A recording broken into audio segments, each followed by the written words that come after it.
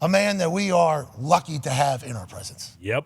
Now, he will not say that because it appears if he is still just a very humble human being, hardworking human being. It doesn't make sense, though, because he's badder than you, fucking Navy SEAL sniper. That's right. And he's better and more creative than you. Founder, author of The Terminal List. His sixth season, pretty much, is out and only dead available now. New York Times bestseller. It's on the way. No big deal. 6 of them.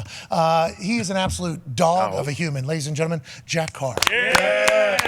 Thank you. Thank you for having me. Bro, thank you for stopping by. Dude, this is awesome. I love this place. You guys got it going on. Yeah, we try to. You know, we spend a lot of time here. You might as well enjoy it. I think what I've read about you is you get up into the mountains sometimes and do your writing. You're a getaway right guy. Is that accurate? I need some quiet time, uninterrupted quiet time, which is extremely difficult with 3 kids, wife, dog. Anybody that works from home knows that as soon as you close that door to your home office, it's like a magnet. And no one wants to talk to you until you close those doors to work. And then it's dog, wife, kids, everybody wants to talk to you. I don't know what it is, but yeah, need uninterrupted writing time. So maybe that corner up there for a little bit. Yeah, I was about to say, man, you could just kind of make yourself at home. We'll actually go somewhere else if it's Up to you. if it's going to provide you to providing something to the world again.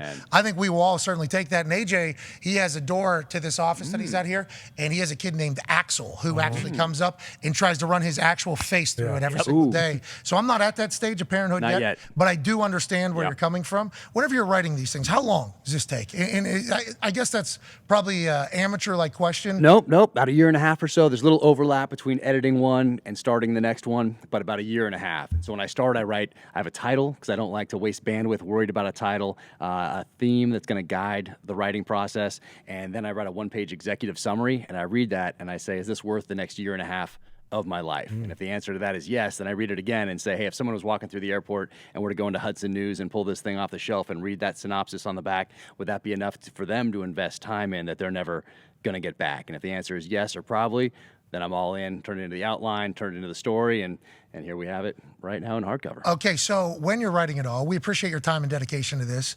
Are you at this stage, because of the success that Prime's Terminal List had, are you writing potentially for a series as well, or are you just trying to make the best book possible and then let the series kind of take place? Is it hard not to drift into like, oh, this would be a 6 scene in Prime? Is that not something you can dive into? Not really like that, but it's all about the story. So it has to be all about the story. I don't think about reviews or critics or if I'm going to alienate anybody or anything like that. It has to be all about the story. I have to honor the story because people are going to trust me with their time that they're never getting back. So that's something I take extremely seriously. But the screenwriting side of the house and the show certainly has influenced my writing just because I'm in both worlds now, writing with 100% creative control on this. And then on the screenwriting side of the house, there's so many people involved. But some of those storylines have kind of morphed over a little bit into the last 2 novels, particularly flashbacks and that sort of a thing. So I think of it in those terms, but not like, oh, this would be a great scene someday for Chris Pratt to be in, and it would be an amazing set piece or anything like that. So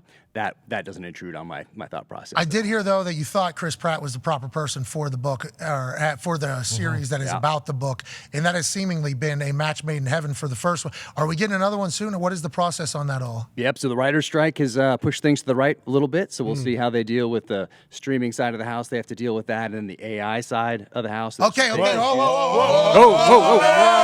Oh. All right. Yeah. It's AI thing. All right, so we're going to have to dive into old AI. But you're saying, hold on, what's the expectation, do you think? And have you been given an expectation? Because I think a lot of us who aren't maybe the most sound readers, okay, I am one of those people, although this book looks delightful. What a cover. Look at that. On that thing. Like a sunset. Look at how beautiful that is. I mean, you do want to kind of dive into that, AJ, don't you? Right, but I don't know if I have the time. You know, you said like a year and a half, audiobook potentially, but the show is where I learned of the book. I think probably a lot of people did that, and I will continue to kind of digest. The next one would be incredible, you know? And you already have all the stories, so it's like we're not waiting on the story. The brain behind it all is there.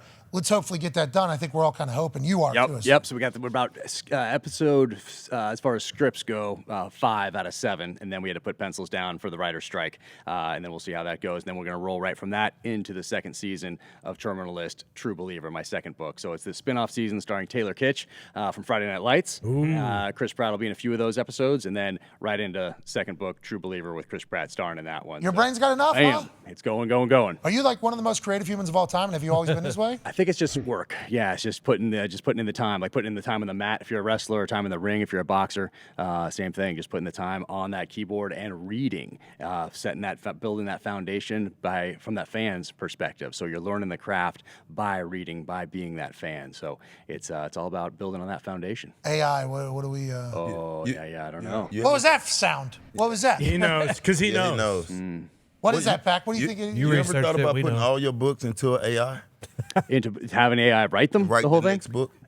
No, because I think I missed that band. I think the kids coming up now might think that's normal or natural. Definitely not normal or natural. Oh, for what are me, your so I'm thoughts on gonna AI? keep that. Good. Let's dive into it. What are your thoughts? So this is interesting because AI you Drake, keep these like we were introduced to Oh, AI man. Drake. AI Drake is so good. So bangers. So good. Like AI Drake made like 2 songs, and it was like he. good.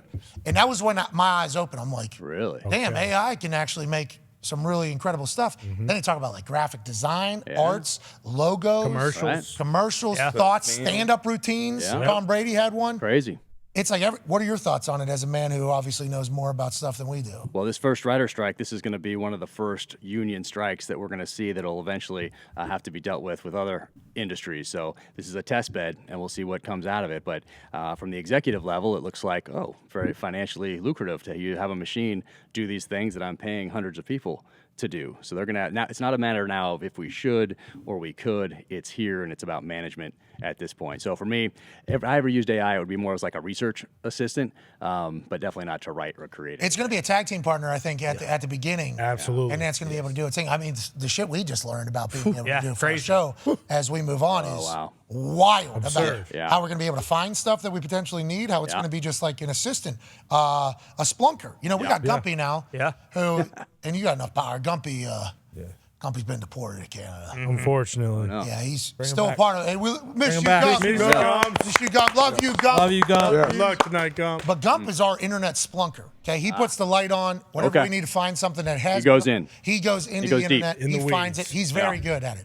Top of the line at it. Yeah, that's Hey, important. miss you, There Gump. he is. Miss Love you, you, Gump. Gump. Miss you, Gump. Look Love you, That Gump. beard. at that beard too. Hey, Bob. I mean, he's a good Man, We lost a good guy. Yeah, he's been kicked out of the country. pour a little out.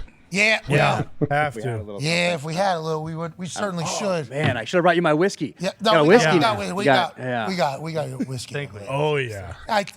I'm thinking we do. think we But do. he's our internet Yeah, splunker. you gotta have one of those. AI, Gump, Kind of crosses that off. they are. Maybe he can do something else. Maybe he can be retrained for. Yeah, he else? certainly could be retrained. Oh, yeah, he can do anything. He could bring the whiskey right now. Yeah, he What? would be great at God. He would love nothing more Yeah. than to bring the whiskey right now. Yeah, that might be his thing now. Well, AI does seem to be a powerful weapon. Yeah. Exactly. But it will never Yeah. have the ability that you will have. Do you have ideas? Do you write a couple chapters and then you think, scribble it out, it's trash, like Marshall Mathers? Or once something gets down, it's pretty much we're going with that for now? Yeah, I don't have the right now with just how much is going on. There's not enough time for me to be able to be like, oh, that wasn't a great chapter. I'm just gonna toss that aside. So it's all thus far. Maybe when I get a little older or something like that, and the kids are out of the house and gone, then I can afford to write half a book and have it not be good and just toss it into the wind. But right now, it's I don't really have chapters like that, and that's because so much thought I think goes in ahead of time, and I have that theme that guides me the entire way. So the first one, like the show you saw, revenge without constraint. So everything had to tie back to revenge without constraint. He Whether did, it was, didn't he? Whether it was He was direct or pissed. indirect. Yeah, about it. And Chris Pratt, like we talked about, he was the guy, as I'm starting to write this thing in December of 2014, no connections to Hollywood or publishing or agents or anything like that. Chris has not been in Guardians of the Galaxy yet, hasn't been in Jurassic World, none of that stuff. He's been Andy Dwyer on Parks and Rec. Of course. And he had this very small role in Zero Dark 30 as a SEAL. So I saw him change from this kind of, jovial, overweight guy into the SEAL operator and I thought this is the guy that can pull this off. I'm going to give Chris a chance. He needs this for his career. And then all these years later, he ends up with a book. My friend Jared Shaw gave it to him, SEAL buddy gave it to him, and he wanted to option it, and off we went to the races, and we're all executive producing it now, and here we go. What a perfect match it seems to be because he's a big outdoorsman too and everything like that. Yeah, he's a good solid. I wanted somebody that was likable on and off screen because I thought the audience was going to have to forgive him maybe for some things that he was going to do. So I wanted that. Interesting. Oh, yeah. Yeah, and I wanted somebody that hadn't done this sort of a thing before. Like I didn't want someone who'd always played an action guy before. So Chris seemed like the exact right person, and he ended up being that person you want to have a beer with, want to have a whiskey with, want to have a coffee with, want to hang out with, and just a solid dude, solid American. What do you what was the mindset or the going into this one? So this one is truth and consequences. So everything's kind of been building towards this over the last few novels. So we seem to have lost accountability really across the board in this country. So these are very therapeutic for me to write because my main character can take people out in ways that would put me in prison if I was to actually do things like that. He gets to hold people accountable. So, that's amazing. That's like Jeff Dunham, who has the puppets, so he can say the jokes. Yep, You wasn't know, me. in the book, he's like, hey, all right, let's build up a situation that is really grinding my gears. That's it. That's it. So truth and consequences in this one. So it's everything comes to a head. There's some very interesting interrogation techniques in all of the books, but this one is particularly brutal. Go ahead, AJ. How fun is it for you to come up with different ways to kill bad people on the show, especially, and in the books? Like, now, I don't know how much crosses into reality or whatever's happening. I'm just thinking of the dude with the telephone pole strapped to his body when he's out in the ocean from Criminal List, all those different ways like that. Like, you got to be pretty creative to think a lot of those things. Is that enjoyable to go around and really spitball those ideas? That is. You got to get creative with it, and that's what you're doing on the battlefield. Really, is you're solving problems aggressively and oftentimes violently. So that's it's just very natural for me to also do on the page. But if I mess something up on the page, the consequences aren't nearly as dire. No one's coming home in a body bag. I can get up the next morning and kind of tweak it a little bit, make something that was okay, make it great. But on that particular one right there, so that log scene in the show wasn't in the book. That was Jared Shaw, my buddy, wanting to tie something in from SEAL training where we're running around with those logs all the time in buds. You might have seen that on TV. Yes. And we wanted to take that and tie that character's death into that training and into that brotherhood, into that foundation that we all share. And so that's where that one came from. But a lot of them are tied to history, like the scene where he gets eviscerated, disemboweled, and he walks around. So that was in the book. And in the book, I give a little history of where that came from. And then in the show, it was something that Amazon was a little nervous about. So having that in there, and it was because you send these scripts up the chain and then they come back down with notes, and then you have discussions.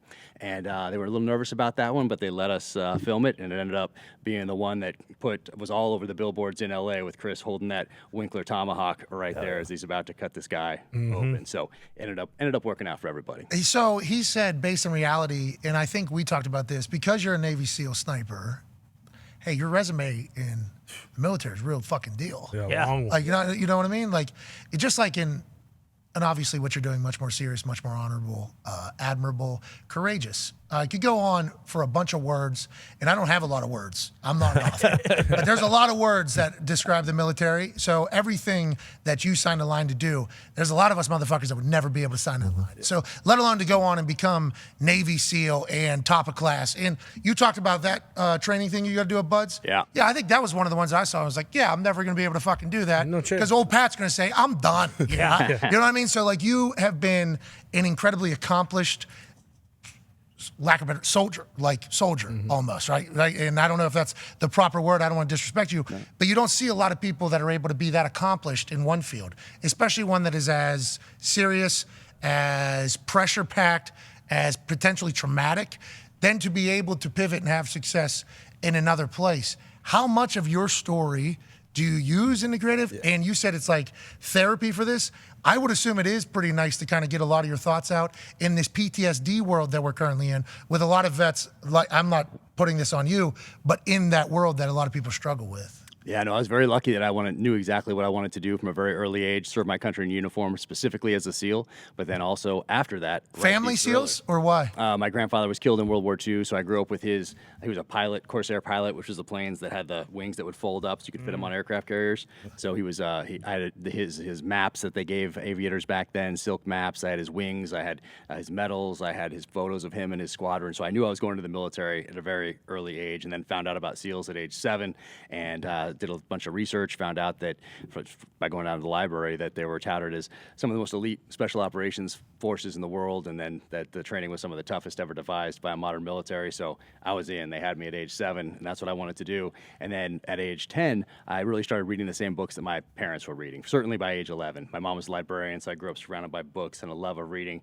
And for those who grew up in the 80s, they'll remember that most of the protagonists, main characters in books and on TV and in films, they had a background in Vietnam as like a Navy SEAL SEAL, Army Special Forces, Marine sniper, CIA paramilitary. So it would give them the skills now in the 80s when they're a private investigator or a cop or a stuntman or whatever they are for their TV show, movie, or book, that would allow them to solve these problems because they had that skill set. So I started reading all those books in the 80s by all these masters of the genre, and that was really my education in the art of storytelling. So so I had that foundation, knew what I wanted to do, and I was also a student of warfare for my entire life, still am today, because really what I want to do is be a better operator and a better leader every single day in the SEAL teams than I was the day before. You want to earn that trident. That's that pin that we wear. So you want to earn that trident every single day. So I kept building that my whole life, and now I want to be a better author for this next book that I'm writing now than I was for this book. I want the next sentence. Oh, so this book stinks compared to the next one? Well, that's the goal, is for the next one to be better.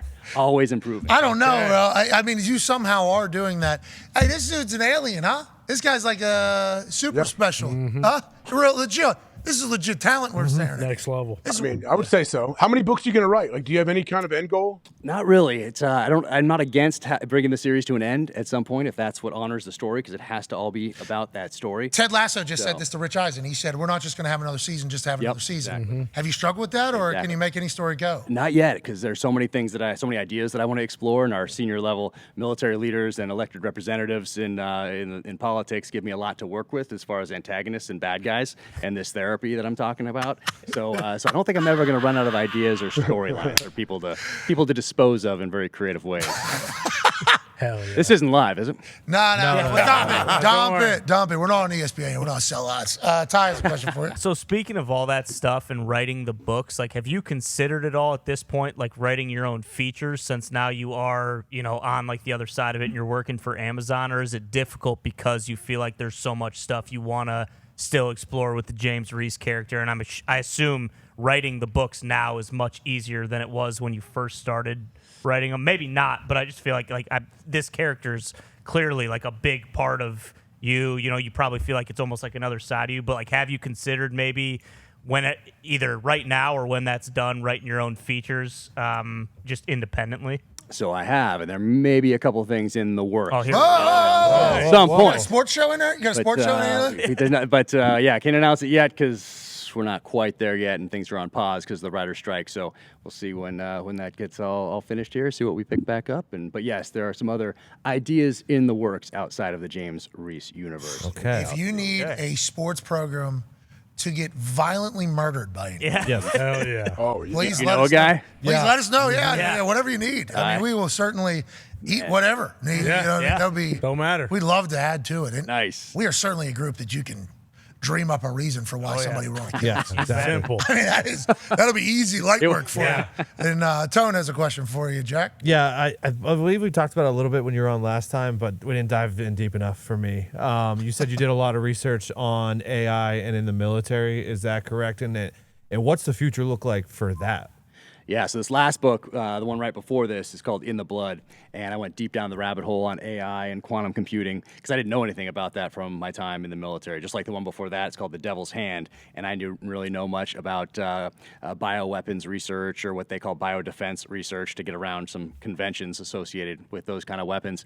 So I went deep down the rabbit hole there, and in both instances, quantum computing and AI and the national security implications and where we are as far as that goes, and the bioweapons research, you have to interview a lot of people, and each one of them, because it's the national security space and they're all very close hold, they'll give you a little morsel, and then that's it. But if you talk to enough people, they all give you a different morsel. And so you can put this puzzle together, especially if you do your research ahead of time and have a foundation in which to ask questions and then build upon. So I would be very shocked if what I described in that last book, as far as AI and quantum computing, isn't almost exactly as described in real life. What are you doing? Spoilers? You're doing life spoilers in these books?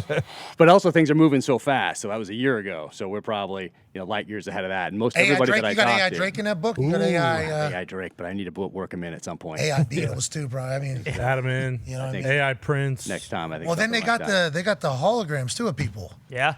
So you can actually have concerts from old people with new songs. That's wild. Tupac. That's amazing. Is it? Sounds like you're saying not.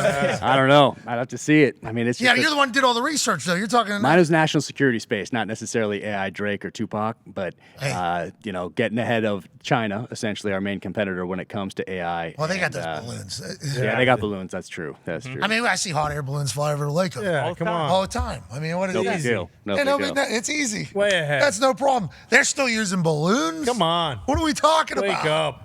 We have AI Drake.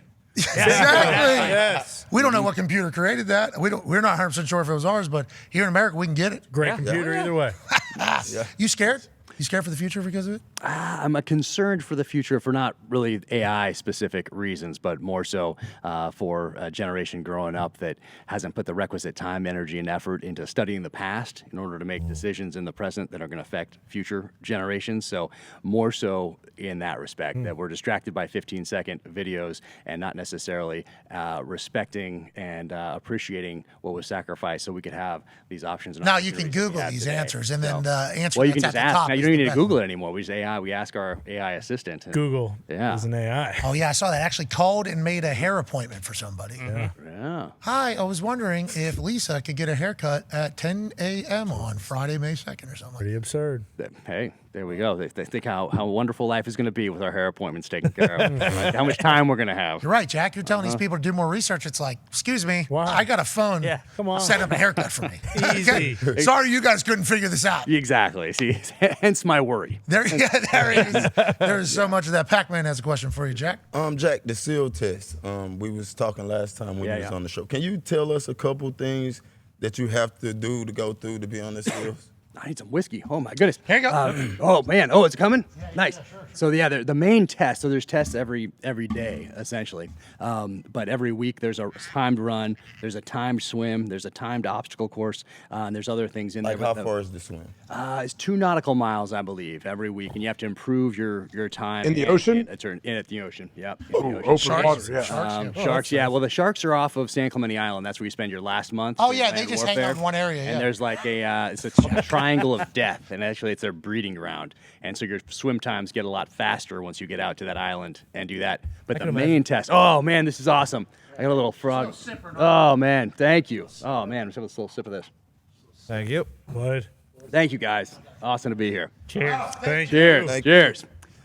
So the main test, though, is called Hell Week, and there's 80% attrition overall, typically throughout the course, and it's 6 months. But the Hell Week starts on a Sunday morning, ends on a Friday afternoon. That's where you get most of your 80% attrition. So by the time you wake up Sunday morning and then go to sleep on Friday, you've gotten 2 hours ish on Wednesday, 2 hours on Friday, but you're in a horrible little tent on the beach, and you're just your body. How old? How old?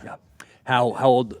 Most people. Or you? Are most people, so you're between 18 and let's say, I think the oldest you can be is like 27, 28 without a waiver, but most people are about 19, 20, 21, right? How old were you when you? I was 22. 22. Yeah. Oh, you But had it's, a- I was old man.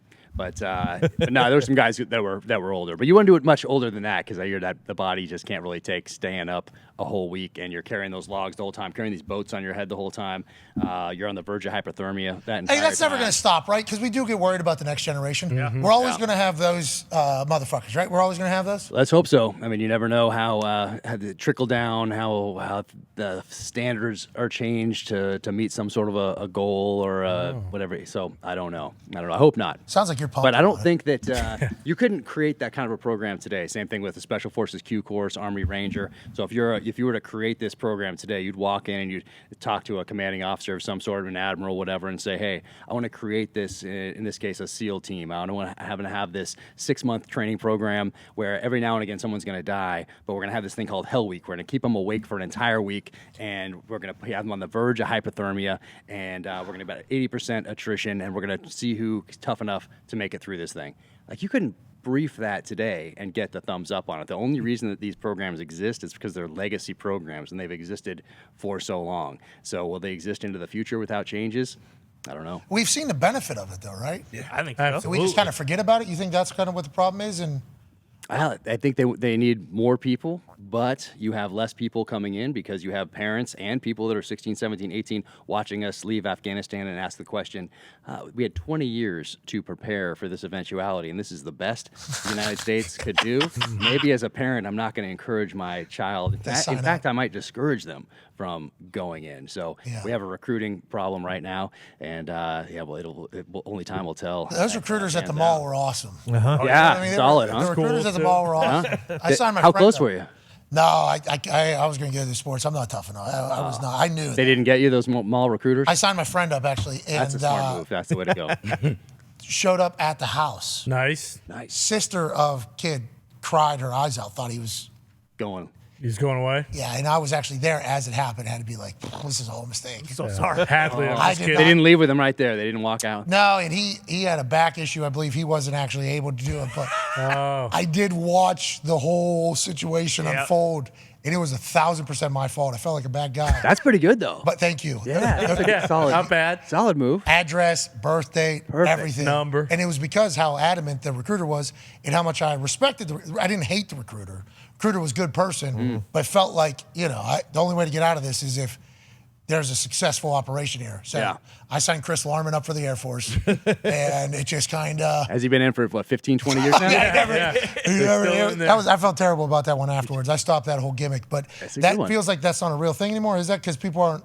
I go to the mall, I don't see a single... No, yeah. No. I don't see a single... Like, how does the military kind of get up with recruiting? And that is a good question, but they have the Top Gun recruiting Maverick. stations, and I think they still go to places, and they do the high recruiting, schools. high schools and colleges and stuff like that. Ohio, I guess. You just got to go to Ohio. Yeah, just stay in Ohio. Just give us every kid We're in there. Ohio. You guys Said it, Maverick probably recruited. Yeah, Maverick, I assume that actually did quite a bit because I know the original Top In the 80s Gun, it right? did. Yeah. I don't know about this last How'd you feel one. about this most Oh, recent? it was awesome. This last one was so much fun to get back in the theater and watch that movie. I had a blast. Hell yeah. Do you think about whenever you see those planes turn that corner in the valley with the creek?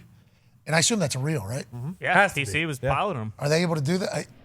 I'm not sure. I don't know much about that sort of thing, but it looks awful like Star Wars, like into the Death Star, kind of going through all those things with the X-wing fighter, very similar. But so with such high expectations for that movie, Skydance did it. They did an amazing job with that one. Knocked it out of the park. When you have expectations that high from something that was so iconic back in 1986, and then you knock it out of the park in the way that First movie back, too, after COVID, pretty much, right? Legit exactly. saved the theater industry. Who said that? That's what Steven Spielberg Steven told Spielberg, I saw TV, that. yeah. Yeah, Tom. that You was guys nice. you talk to a bunch of other show writers and people like that? Are you guys in a little community? Yeah, a little bit. I guess it opens some doors. And once you are an executive producer on something, just like in any other industry, people talk. And if you've added value to a show or to a film or whatever it might be, people talk. So it has opened a few. Any other random doors. text from people you're like, holy shit. It was a cool one. So this is I don't get starstruck too often, but Sylvester Stallone wanted to talk. Rocky! Yeah. Sly. So that was close. A child of the 80s, growing up with Rocky and Rambo, this was a huge deal for me.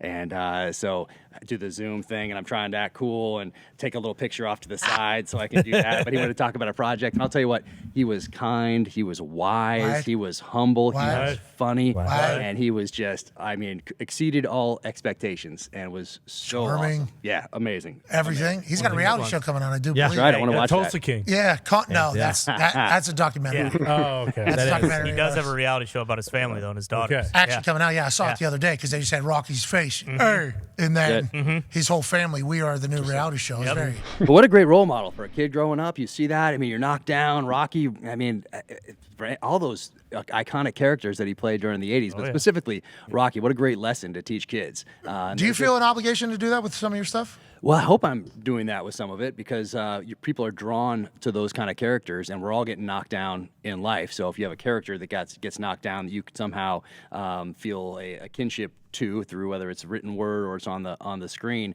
and you can identify with that. And then when you're in that tough place, it helps you, even if it's just by a degree. Rocky, I think, helped people more than just by a degree. Hell yeah. Because it was Transformed lives. Yeah. I think it did. I think it really did. So I've been approached a couple times now that our show has gotten so dumbly large. Our show is so fucking stupid, Jackie. Do you know that? Well, I don't know. Stupid large, you mean? Or Bingo. Part of it. And it's all, everything about it, Jack. very dumb. Look at you. You're sitting on a roller table that would probably break at any moment, that we just put a little tarp over top. A little dicey. Yeah, exactly. Little The wheel stopper thing doesn't even work. Probably dicey Maybe with the new situation deal, you've been in. they can like lock the wheels or something. No, because if we do that, then we're changing everything. Oh, We're a bunch and of sell out. suckers. Yeah, sell out. Bingo. Exactly, Yep. Jack. That's it. I You saw. get it. I saw. Yeah, you get it, Jack. Yeah, I got absolutely slaughtered for that. But I've been approached to write like some books now. by Nice. people. They're asking me if I would like to write a book, and that's a lot of time. And I have a lot of respect for the people that do it because I know the amount of effort. Now, I've read a couple of these children's books because I got a baby.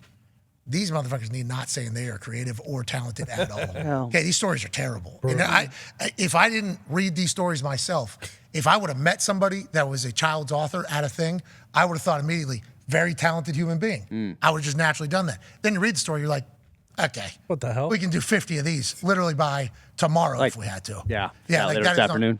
But I think like hard work needs to be something that is kind of like Yeah. championed again. Don't you Oh think yeah, that's kind I of mean that's why something? Mike Rowe is doing such great work with what he Jocko's does. books. And Jocko's books, exactly. Way of the Jocko's Warrior got a kid Kid. book. Really, I didn't know that. I need to look into that. But like I've been asked, like if you wanted to write something that was like a tale or something like that, what would it be about? I'm like, I think like hard work would be a cool thing because That's it. I think there is a generation that's getting back to it, and I think everything's cyclical.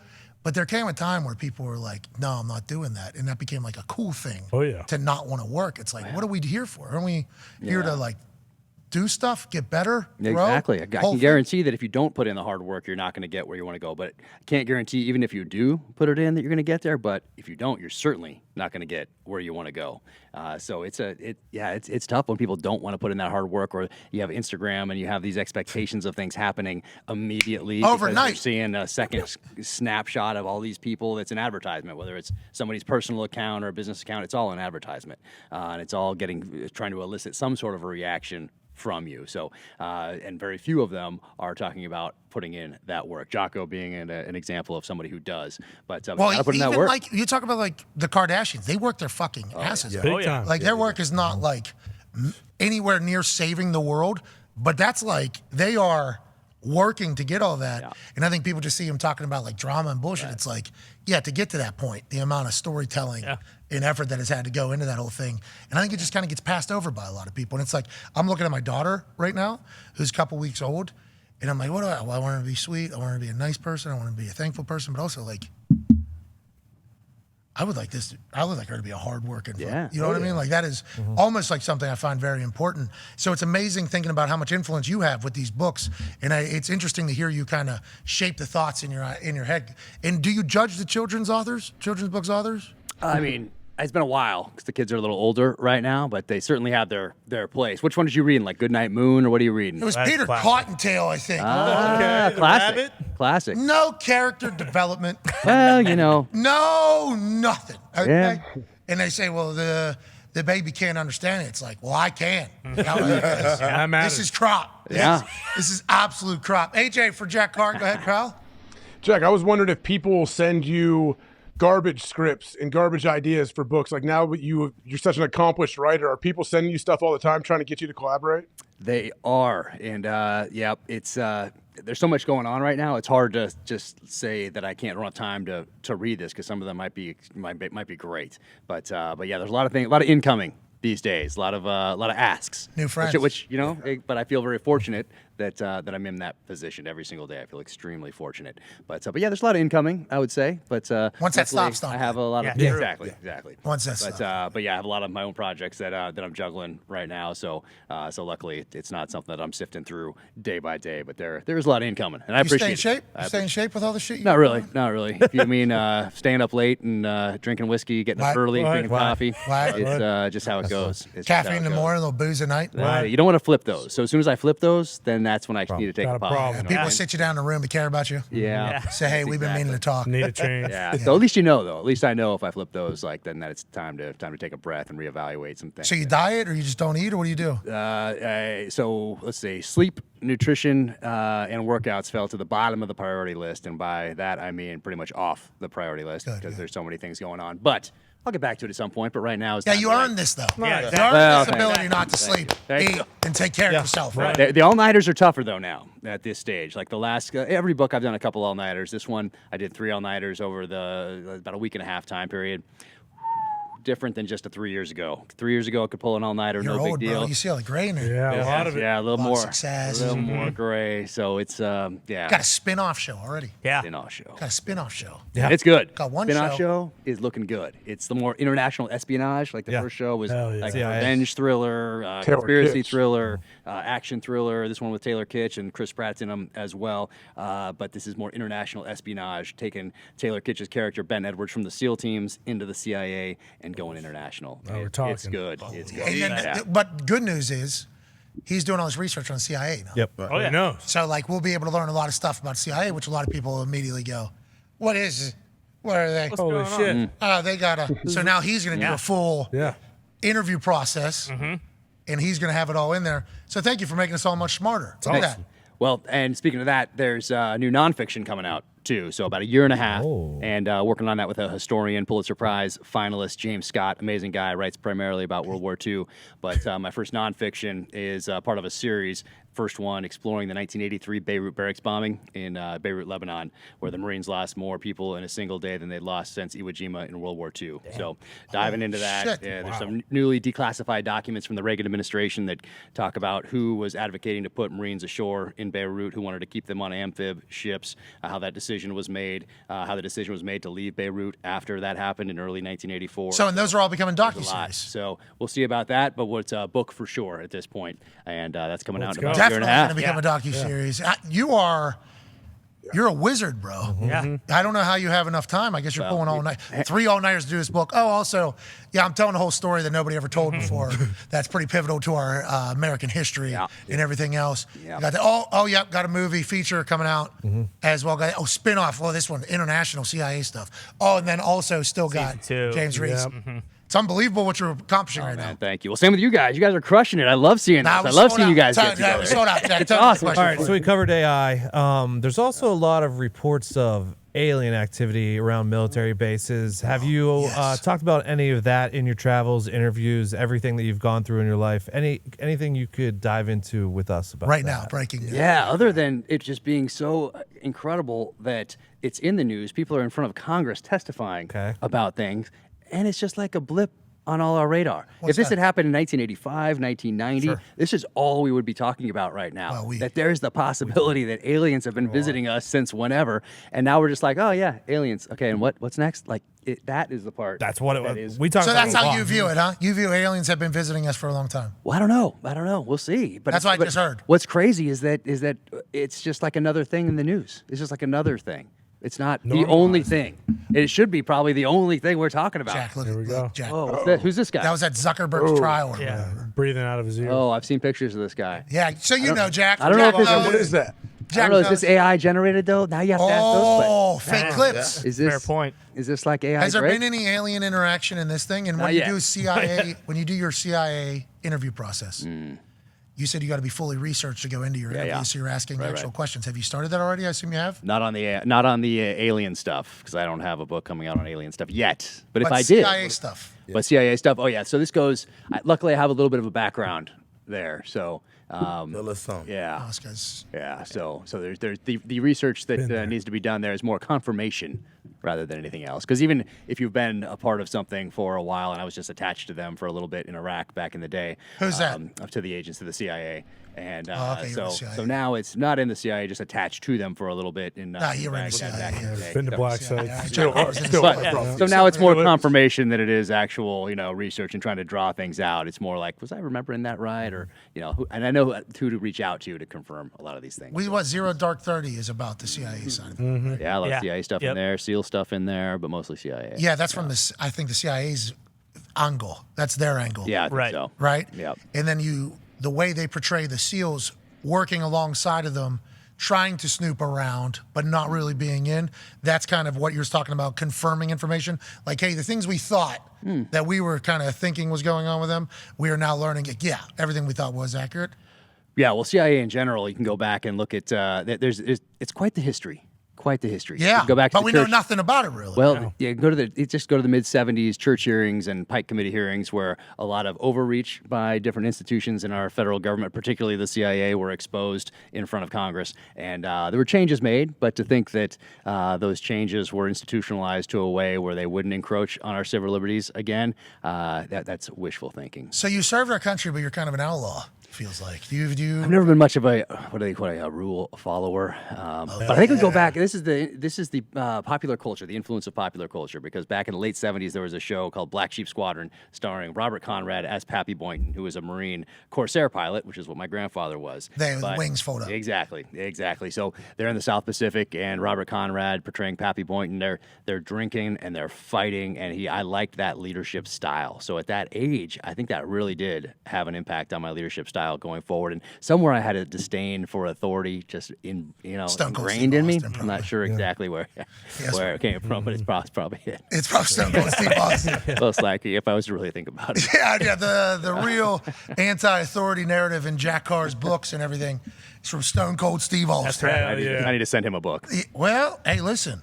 I would assume he's a massive fan of what you got cooking. Oh, yeah. How could you not be? You're an impressive human being. We're very thankful that you stopped by. Man. The more information you spill into these papers and into these books, we will be grateful for and we will support, pal. Man, thank you so much. I sincerely appreciate it. It's so fun to hang out with you guys. Yeah, you're going to be in Franklin, Indiana tonight. That's it. And you're going to be in Des Moines, Iowa on Wednesday, which is manana. Yeah. And then June 4th, you'll be in New Jersey. That's it. So we got Franklin, Indiana tonight, Des Moines, Iowa tomorrow night, and then New Jersey in a week or whatever. Yep. Go see, what are those books? So this is going to surprise you. Yeah.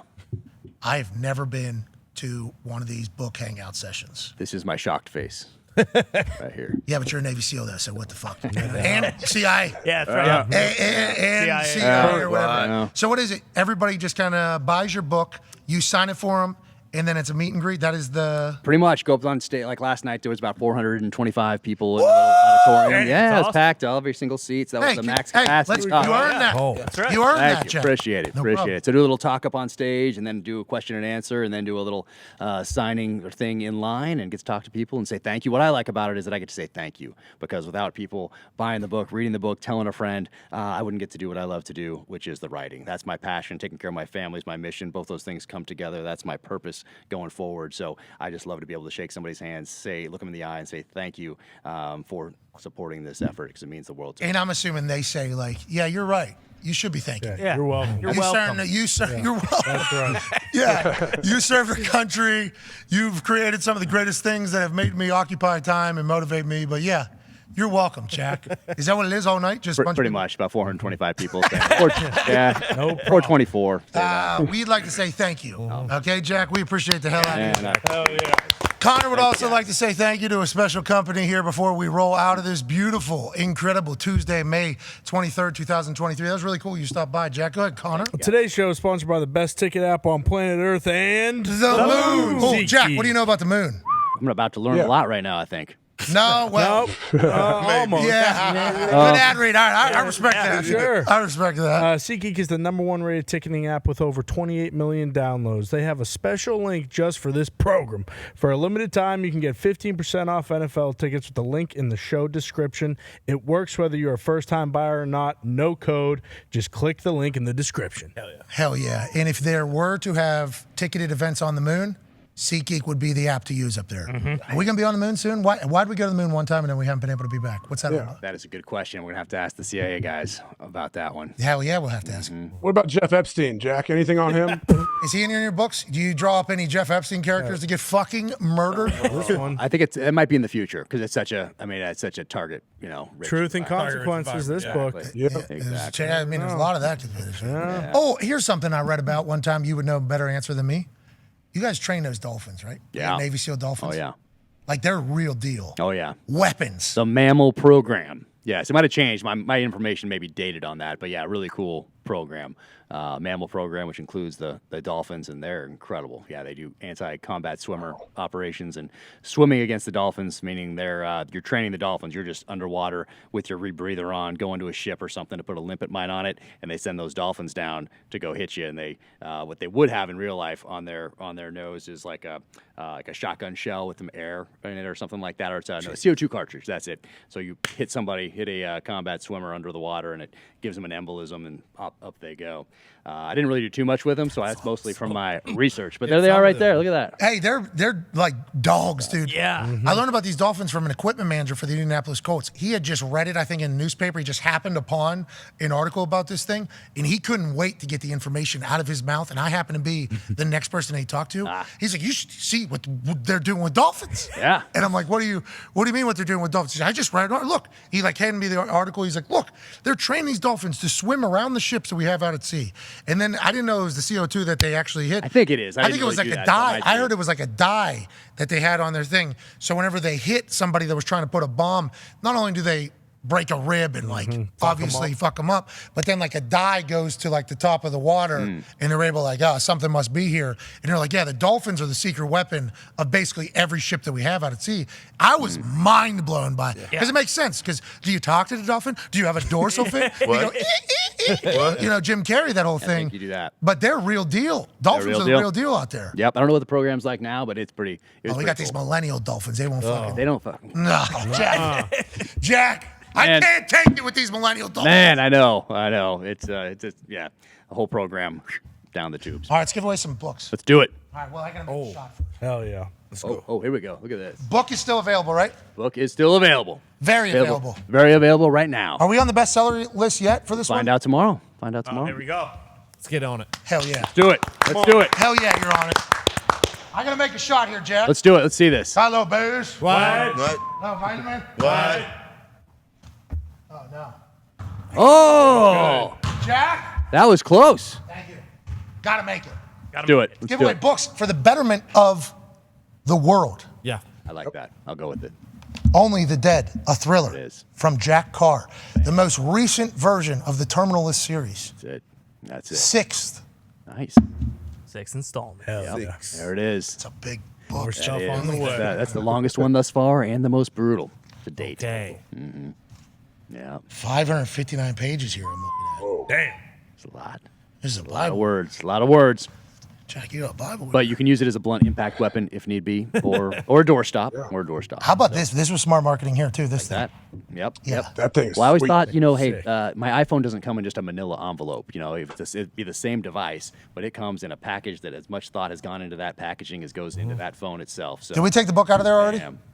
Open that thing. Wipe it This out thing right showed up there. at our office. Look at that. Yep, there it is. Oh, yeah. So you got the coin in there. There we go. You got a little letter in there, a little leather bookmark. Got the book, and inside, signed to you. And, Appreciate you, Jack. Yeah, you got Hell yeah. stuff in there. Is that for sale or only like marketing? This is just most of them go out to people who'd have no sort of social media presence or anything, just as thank yous. Friends, yeah. So yeah, these are just for people that I want to send them to say thank you. So that's you guys, What a guy. Weapon. man. Nice. Thank you. Appreciate everything. You're 101, Jack. Yeah. You guys. You are literally 101. Here's to you, pal. Cheers. Make this shot. Oh, no, Jack. Oh! Let's go. Let's give away 15 books. Nice. Only the Dead. The latest installment from Jack Carr, the incredibly brilliant Navy SEAL, who's a badass, who's not only entertained us, but protected us all, and will do so going forward. You're the man. We appreciate the hell out of you. To everybody that watches, thank you for allowing us to do this every single day. We'll be back tomorrow with a massive Wednesday. Coach McDermott from the Buffalo Bills, also another big-time guest. Not in studio, not as big as Jack Carr, but should be a blast. Be a friend, tell a friend something nice. Goodbye.